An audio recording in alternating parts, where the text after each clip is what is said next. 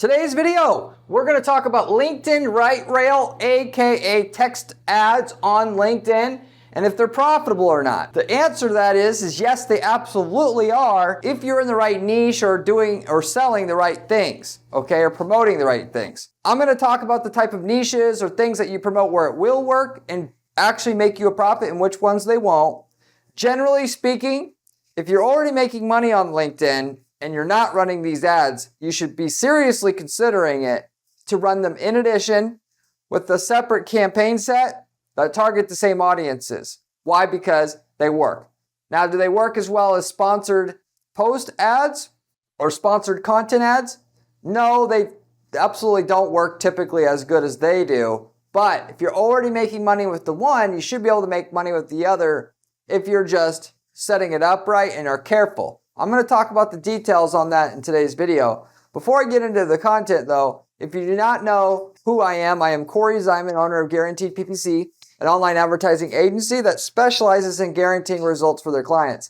That is, we do not charge our clients management fees until we can get them a certain minimum lift in the profitability, basically in excess of any management fees that we charge. We are the only agency in the world who offers any kind of similar guarantee, which should tell you something about the quality of the information you're receiving on today's video. So with that said, getting into the content. Ultimately, text-based ads perform differently than standard feed or sponsored content ads on LinkedIn, but will still provide value in a hot market. So if you're making money, like I mentioned earlier, you should be able to make, with the sponsored content ads, you should be able to make it with the sidebar ads as well. Assuming you're not at the razor's edge of like barely profitable with your ads, if you will. Now, to put this into perspective here for you, sponsored content ads will generally have like 1 to 2 times the ROAS as text-based ads on LinkedIn for standard commercial offers. Meaning, if you sell a product on your website, and you're just trying to get people to buy it, and you're doing that through sponsored content ads right now, and you're getting, let's say, a 500% ROAS on your ad, you should be able to get at least 250% ROAS on your sidebar ads at the minimum with something like that. Okay, now, if you're actually trying to promote and market content, aka true marketing, where you're just, you're creating a market for your product, then it's a different story. In that particular case, if you're marketing content, your ROAS is typically going to be 3 to 5 times better with the sponsored content ads itself. I've got a couple case studies here that I'm going to give you and kind of also put this in a better, higher perspective for you overall itself.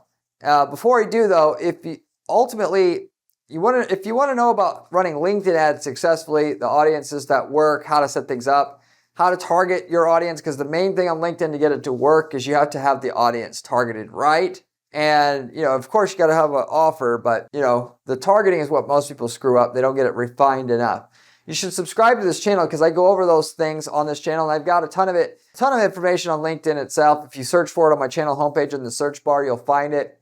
But in general, I come out with more information about LinkedIn all the time, as well as other money-making advertising strategies that you could use for your business, coming from somebody who spends 40 hours a week just doing and coming out with ad strategies that work and have to work for our clients to get paid at our agency.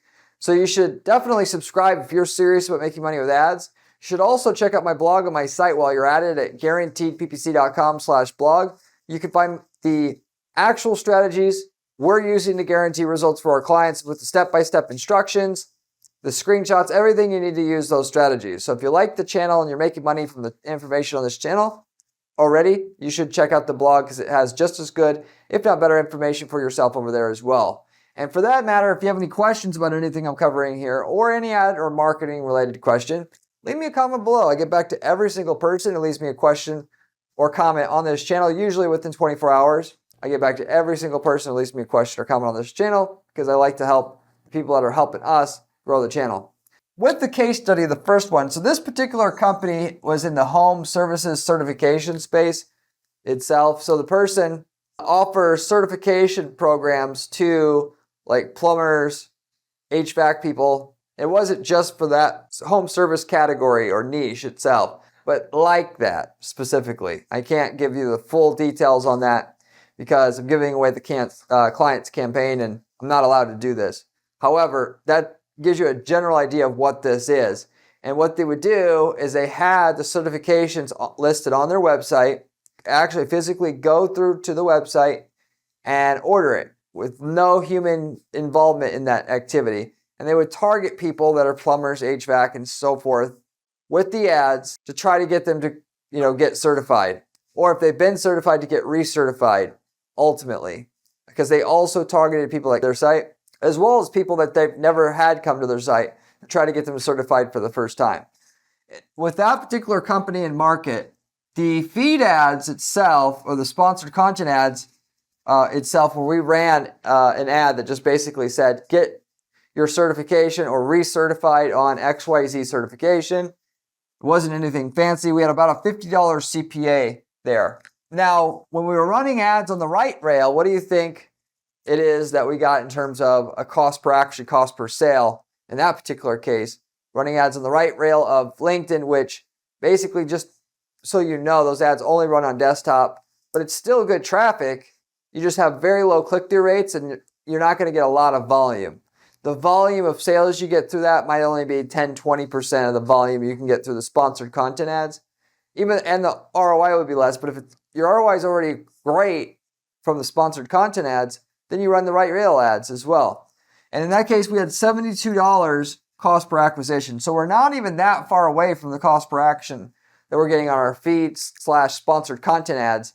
And therefore, we ran the hell out of them. And it was just added extra free profit that we could get promoting the offer that we already ultimately know works for a set audience on LinkedIn. So that's a perfect instance where you should run the sidebar ads where the ROI would be good or pretty much the same as the feed ads would be. That is, on the sidebar itself, when you actually have a direct offer there that's working, it's going to pull a lot better versus trying to market content there, because the sponsored feed ads give you a lot more available room to run your ad and talk about what you're offering on that ad and what is on offer on that ad. So therefore, you'll get a much higher ROI on the feed ads than you will with the sidebar for basically marketing content. In the case with the second case study, that's exactly what we had. We had a solar supplies company that sold wholesale supplies to solar installers, tools, the solar panels themselves, and so forth. In this particular case, naturally, they could have went ahead and promoted product directly to the solar installers. But for the most part, when you're not in the market for that, you don't really give a crap about buying that stuff. Now, there's some shortages on some stuff. That's a different story.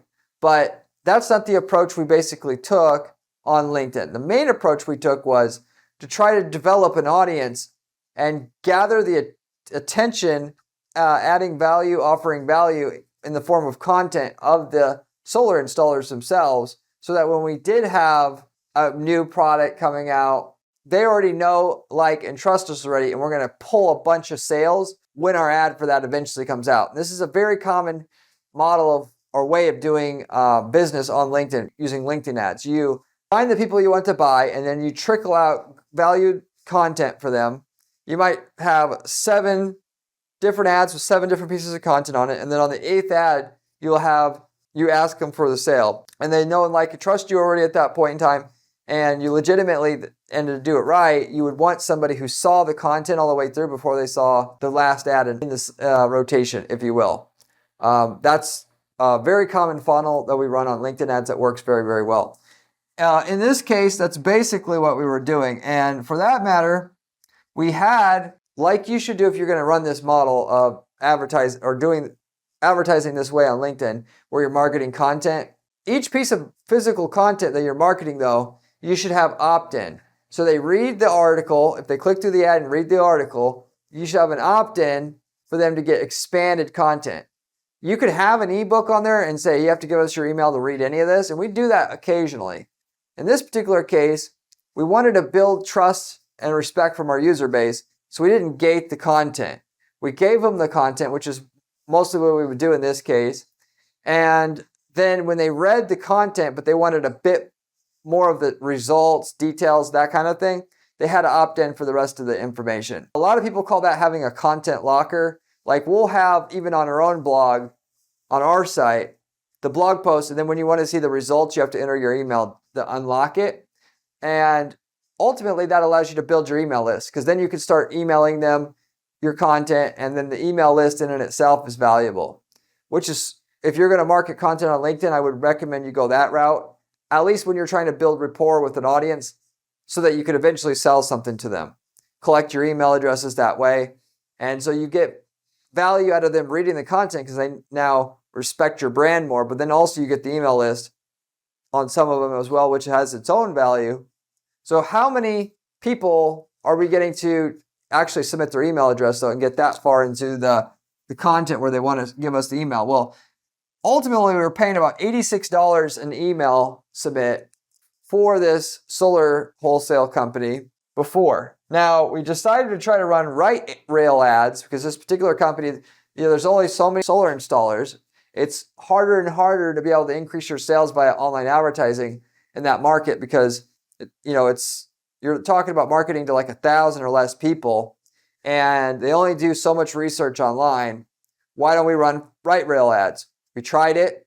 The cost per action, how much you think it came in at compared to the feed ads for marketing that content. Now, given what I said earlier about how the feed is the best place to market content, not the right rail. Well, the right rail in this case took our CPA from $86 to $248. So basically tripled it. We were still getting emails, barely worth it though.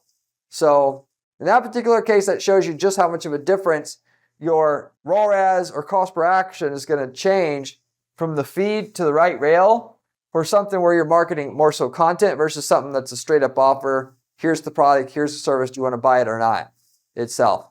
And for that matter, also, you should start out with the feed ad always because that's typically going to work the best. Once you start making money, try to get the feed ads or the right rail ads to work / text ads to work, and set it up, with your mirror campaign targeting the same audience, and just see what happens. Have your conversion tracking set up, do the math, see if it makes sense or not to do it. Maybe do some testing to get your click-through rate up.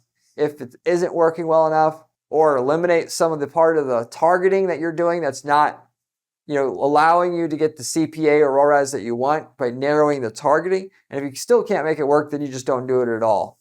But if you're making money with the feed ads, sponsored content ads, I recommend you definitely give it a shot and then try to work on getting the ROI in a spot where it is profitable by doing the ad testing / offer testing / content testing and the targeting testing itself. If you want somebody to do this for you, this is what we do at our agency at Guaranteed PPC, and we offer guaranteed results. That is, we don't charge you until you get a certain result in your campaign up front, increase in profit, or a certain level of minimum profit. Reach out to me at guaranteedppc.com if you're interested in that. I also have ad templates available. If you've already worked in your niche market before, we can sell you the winning ad, landing page, and campaign template that work for your niche market. And you can copy paste that into your own ad account and get the same results we have. And we worked in hundreds of different niche markets, so the chances are quite high we've already got the results you're looking for, and we can tell you the results we've got in your market in a different city, state, or country than you're in, so you know what you stand to gain upfront with it. So if you're interested in that, you can also reach out to me at guaranteedppc.com. I also offer coaching if you want somebody to look over your stuff and tell you why you're not getting to where you want with your ads right now. I can usually do that in a 30-minute call, looking over your website, your sales process, and so forth, and get you unstuck where you're at. And then finally, we're also investing in companies currently. We've invested in several e-commerce companies at this time, and what we do is we invest money into the companies in terms of ad spend, our expertise. We don't charge for our resources at our agency to get you the results in exchange for 1 to 10% of your gross revenue growth in your company. Growth, not current revenue, but any additional growth in your company. We've been doing this and it's worked extremely well with the companies where we've done it. Of course, you have to have a qualifying company for us to want to do that, but if you're interested in that, you can let us know as well. But I'm going to wrap it up with that pretty much. Hopefully that made a lot of sense with the 2 case studies I gave you, and I'll see you on the next one. Remember when I said sponsored content ADs was important during this video? Well, this video here tells you how to do it.